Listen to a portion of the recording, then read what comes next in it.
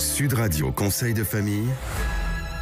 Bienvenue dans Conseil de famille, l'émission dédiée à la gestion, au développement et à la transmission de votre patrimoine. Aujourd'hui, nous allons parler de l'investissement immobilier locatif et des différentes stratégies à adopter. Stéphane Moller, pouvez-vous nous présenter les avantages et inconvénients de ce type d'investissement ?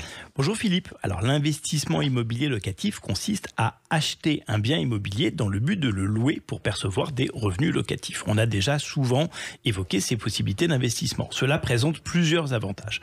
Tout d'abord, il permet de générer des revenus complémentaires et réguliers qui peuvent être réinvestis ou bien servir à financer d'autres projets. De plus, l'investissement locatif offre une certaine sécurité car l'immobilier est généralement beaucoup moins volatile que les marchés financiers. La période passée vient de nous le démontrer. L'investissement locatif bénéficie aussi d'un effet de levier extrêmement intéressant grâce au crédit immobilier. L'emprunt permet de financer une partie du bien et des loyers reçus servent à rembourser une partie de ce prêt, ce qui peut créer une bonne boule de neige positive. De plus, la valeur des biens immobiliers a tendance à augmenter avec le temps, ce qui peut là aussi générer une plus-value sur le long terme.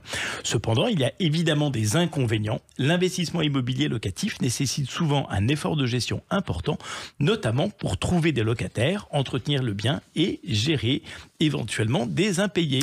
Quelles sont les différentes stratégies d'investissement immobilier locatif ? Alors en France, il y en a énormément. Il y a plusieurs stratégies pour investir dans l'immobilier locatif. 1. L'investissement dans l'immobilier résidentiel. Acheter un appartement ou une maison pour la louer à des particuliers. Je préférais d'ailleurs un appartement. Sa stratégie est adaptée pour profiter de la demande locative, notamment dans les grandes villes. Mais là, il est important de bien étudier le marché local et de choisir un bien avec un bon rapport qualité-prix. J'ajouterais que la clé est de ne pas payer son investissement trop cher. L'investissement dans l'immobilier commercial ? Alors acheter des locaux commerciaux ou des bureaux pour les louer à des entreprises. Là, les rendements peuvent être beaucoup plus élevés, mais les risques sont aussi plus importants. Et il est essentiel de bien connaître le marché de l'immobilier commercial et de sélectionner des locataires solides. Là, j'ajouterais que les prix d'investissement les tickets d'entrée sont souvent bien supérieurs à l'immobilier résidentiel. L'investissement dans des résidences-services ? Alors acheter un logement dans une résidence étudiante, senior ou de tourisme, ces biens sont gérés par des exploitants professionnels, ce qui limite les contraintes de gestion pour l'investisseur. Toutefois, là, il est très important de bien choisir l'exploitant et de s'assurer de la pérennité du marché cible. La colocation ? Alors la colocation, c'est acheter un grand logement pour le louer à plusieurs locataires. Ça permet de mutualiser les risques d'impayés et d'optimiser le rendement locatif.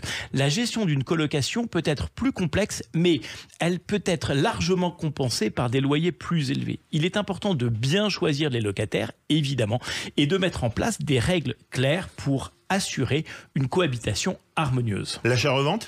Alors, les opérations de marchand de biens, c'est-à-dire acheter un bien immobilier en mauvais état pour le rénover et le revendre à un prix plus élevé, cette stratégie est plus risquée car elle dépend de la capacité à réaliser des travaux et à le revendre rapidement.